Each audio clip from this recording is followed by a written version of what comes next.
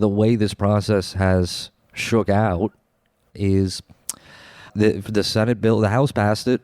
They passed a bill with the $15 minimum wage. The Senate this weekend passed a bill without the $15 minimum wage, with a reduction in the unemployment benefits, the emergency unemployment benefits to, I believe it was $300 a week now. Originally it was $400.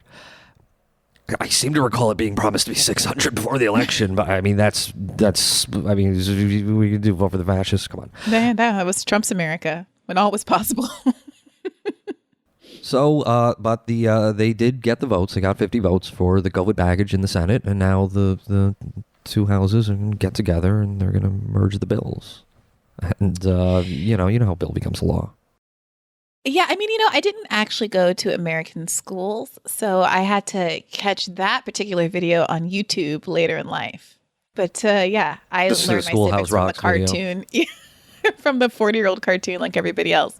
The other part of what David Sirota, you alluded to is the lack of courage, one might say, from the left, pointing out that the same way that Joe Manchin has amassed, infinity stone levels of power for himself is by just being willing to hold out and say, you need my vote and I'm not going to give it to you unless you concede to my concessions. This is a must pass bill. And so you need me. Now, there are other senators who potentially ones on the left who could say the same thing. And there are certainly a large number of progressives in the House who could do the same thing because, as we've discussed at length on this program, we have very narrow margins in the House and 6 or so progressives could hold out and make similar kinds of demands. Yeah, the Congressional, as Ro Khanna told us, Congressional Progressive Caucus is, 95 members. The COVID bill passed the House with 7 votes, a 7-vote margin. In the Senate, it was 1-vote margin. And I mean, is it a must-pass bill or not? So if it's a must-pass bill, then you can do a lot to gum up the works.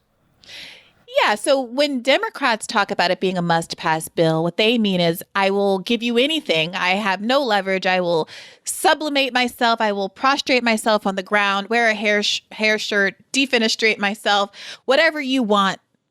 Daddy, I'll give you as long as this bill passed.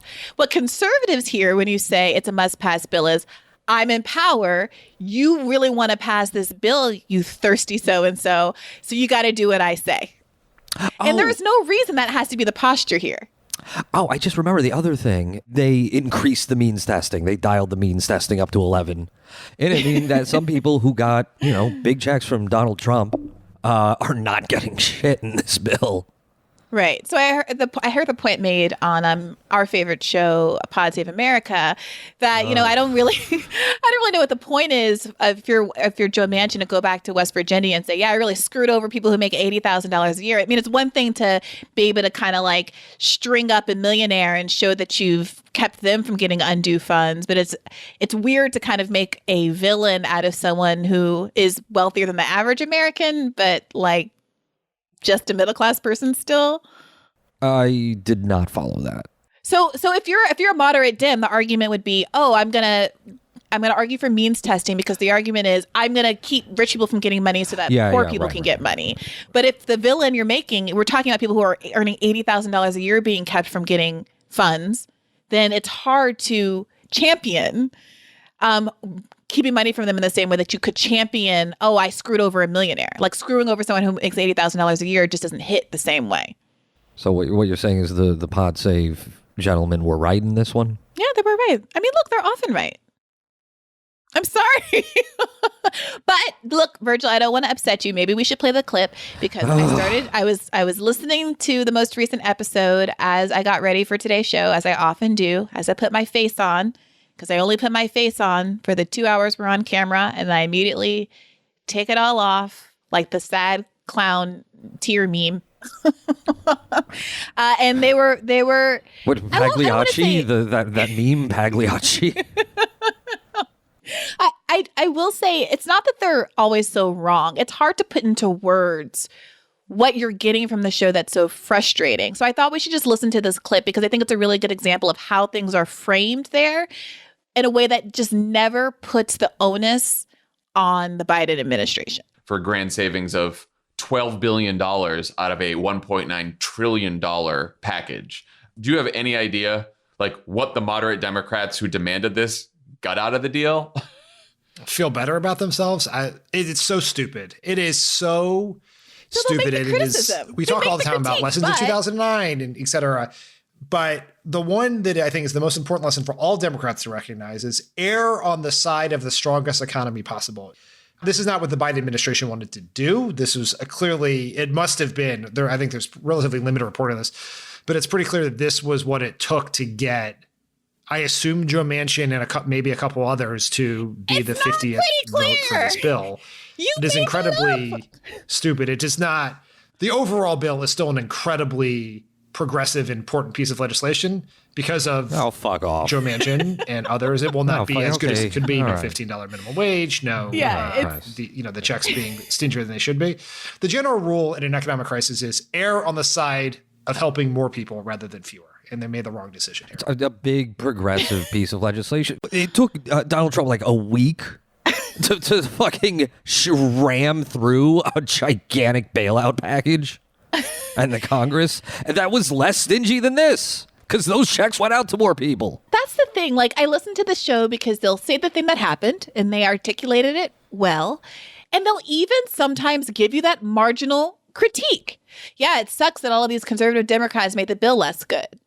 But somehow, some way, I don't know if it's like a contractual obligation. I don't know if it's just a sincere belief that because Joe is good and likes ice cream and dogs, that of course he must have wanted a better outcome than this, when every single thing, as we've been discussing on this show, indicates that he did not want a better outcome. He's the one that said before the parliamentarian ruling that he didn't think the parliamentarian was going to do it. He's the one whose VP had the power to overturn the parliamentarian ruling. He's the one that had the power to negotiate with Manchin and Sinema and to push them, but instead he used these artificial roadblocks to, alleviate himself from any pressure to do so. So who gives a shit what Joe Biden wants? Joe Biden wants a warm bath and the nurse to stop stealing his change. He doesn't know where the fuck he is. Anyway, I heard it, so you do too. I just sometimes I feel like the left's criticisms are, these people suck and I hate it. And, it's a little bit more than that. Like, I think it's important for us to understand why it is that we all saw the same thing happen with the $15 minimum wage. But one cohort of us, the left, is furious. And all of these liberals who ostensibly were like, yes, fight for 15 hashtag in their bios and stuff, are so easily accepting the outcome. And this is why.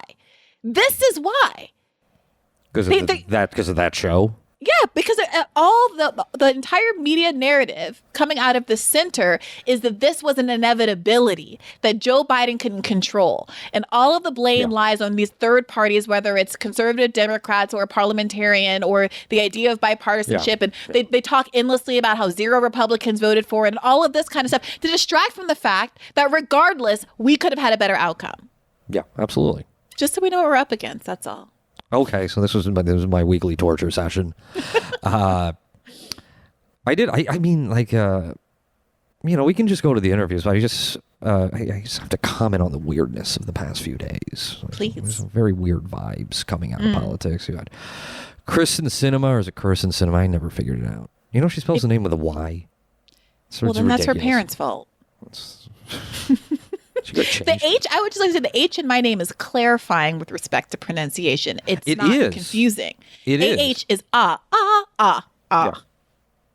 Yeah. Sorry. This is her name. I don't know what I'm doing with the Y. Who showed up in this kawaii fucking outfit and thumbs down her vote against the minimum wage hike. Yeah. Did a little shimmy and then promptly accused everybody who complained about her doing the thumbs down, which not only, mocked poor people, but, John McCain, who people in Arizona adore, everyone who criticized her is, of course, doing a sexism. Yeah, I'm just gonna say right now, Kristen Sinema is no longer bisexual. I'm gonna do bi erasure to Kristen Sinema. Like, you're out. You remember the racial draft sketch? I think it was Dave Chappelle. Was it Dave Chappelle? Yeah, that was Chappelle's show.